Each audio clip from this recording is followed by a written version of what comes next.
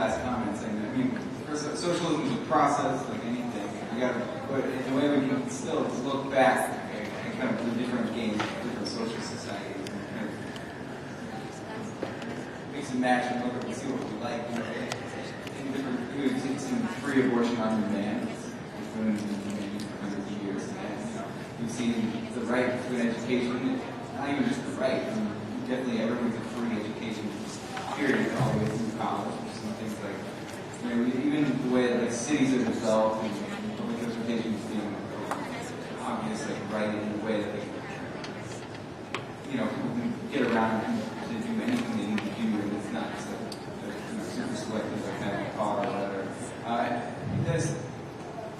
It even gets to like the social fabric of our workplaces and our communities and how people even relate to one another, and you know, changing the long process that we're talking about, changing from a dog-eat-dog slave whipping system, something where people, you know, see each other as comrades and move and try to organize and build the best society together as possible. So that, I mean, I think you can look at a lot of, you know, different sectors and say, what is the ultimate? But I mean, you know, it's going to be a process, and we'll see how it goes. But for now, we just got to fight against capitalism on a lot of different fronts. Can I just say, just to your point about, you know, the way that it's set up, I actually totally agree with you. It's, you know, we set up the room, but I don't want it to seem we're not experts, you know, on this by any means. And just a group of you who has like a certain perspective on this, and we're happy to share and, you know, grow and change and so forth from discussion. But, you know, one thing is, I don't think there's like a 1, 2, 3 process to socialism. First we do this, then we do that. That's what's going to come out of it. Like Scott said, it's really a process. And in every country, it has looked differently. This is a highly industrialized country with a lot of wealth, and I'm sure it's going to look different here than it has in other countries. And the thing is, we can decide what it will be. Like that's the thing about having actual workers' democracies. We can decide what that's going to be. It's not for us to decide. You know, it's for workers to decide. And so, you know, the important thing for us, I think, in our organization is to build the struggle to get it, so get us to the point where we're in a position where we can say this is the society that we want, this is how we want it to look. And we're not at the point that yet. We're just trying to build enough, you know, convince workers that they have the power to do that, to make their own society. That's our immediate task. And, you know, we're trying to unite as many people as possible to do that. Sharon?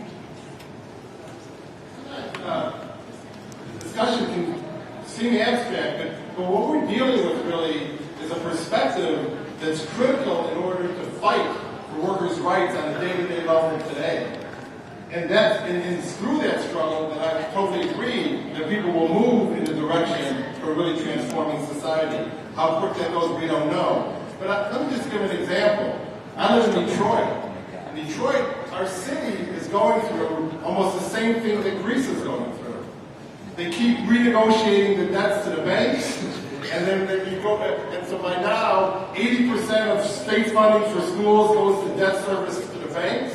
The casinos, which were the panacea for Detroit, the tax money goes directly to pay off the last bonds that defaulted, so they don't even go into the city treasurer, they go to a receiver to be turned over to the banks. They just came up with a new renegotiation when they defaulted, so now all the state aid to the city goes directly to the banks. It's just what's going on in Greece, if we read about it, isn't it? They keep renegotiating the debt, and their answer is to turn it on the workers. And in the meantime, in Detroit, services are being devastated, the workers are getting laid off, teachers donate $250 every 2 weeks of their salary back to the school. It's ridiculous. Well, why is it that in Greece, when this happened, now in Detroit, what we're confronted with is people looking for an answer. The thought is, well, we got to replace the mayor with another mayor who's going to do the same thing. And we've had 3 mayors in the last 2 years, and they've all got the same program. In Greece, the workers went on a general strike.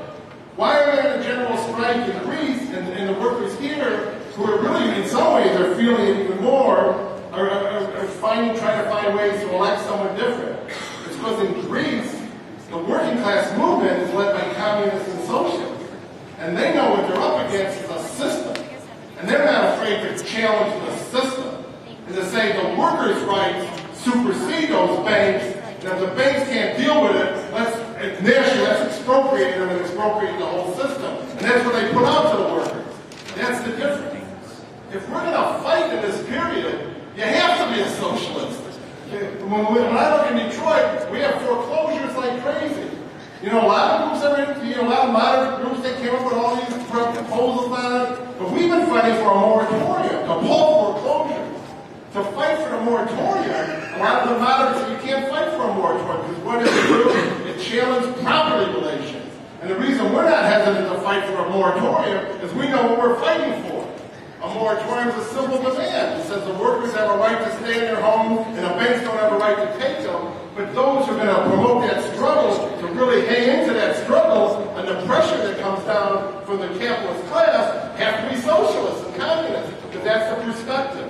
In almost every fight we're in today, more and more, it's the system that's behind what you attack. And to fight, even on a day-to-day level, you have to have an ideological perspective. And that doesn't mean every worker is going to be a socialist to join our moratorium campaign. You don't got to be a socialist. You got to fight for your home. But to fight for your home, you have to be in a committee that's guided by a perspective that understands that we ain't afraid to challenge capitalism. If they tell us, you can't do that, that's what the governor said. We can't have a moratorium. The banks wouldn't like it. Well, that don't worry us, because we want to expropriate them banks, you know. We had a campaign a few years ago for a moratorium on plant closing. There was a union president who lied with us. They would get on the radio and they finally asked him, well, you can't have a moratorium on plant closing. That's against capitalism. And when they said it to us, we smiled, you know, and that's what it's about. And that's the only point I want to make. Sometimes this discussion is abstract, but in the crisis that we're in the epoch of capitalism, which is defined by the lowering of wages, structural crisis that can't get out of, increasingly people are going to see that to fight, you got to be a socialist. And the key thing is, if you want to be in the struggle, in the long haul, I've been in the struggle 42 years. I joined, our group was about all like the Frisk group. We were all 18 years old when we came to Detroit. Our oldest convert was 20. But we've hung in for 42 years because we had a revolutionary perspective. And if you have that perspective, you can fight on a day-to-day basis. And who knows? Sometimes it's the small boil in the U.S. will turn into a big boil lots quicker than we know. You know, Trotsky once wrote that the U.S. was the only country where the workers, because the movement was so socialist and communist ideas seemed unpopular, and finally, when the workers broke through, they organized unions by taking over the press. You know, they don't develop. But to be in that struggle, to fight on a day-to-day level, we're not talking about some abstraction. If you want to fight day-to-day, that's what our party's about. We're not armchair socialists. We're fighting socialists, and we fight every day. But that is that socialist perspective that empowers us to go to our class and provide an answer that's so desperately needed on how to fight back in a period when capitalism doesn't offer a damn thing any worker in an oppressed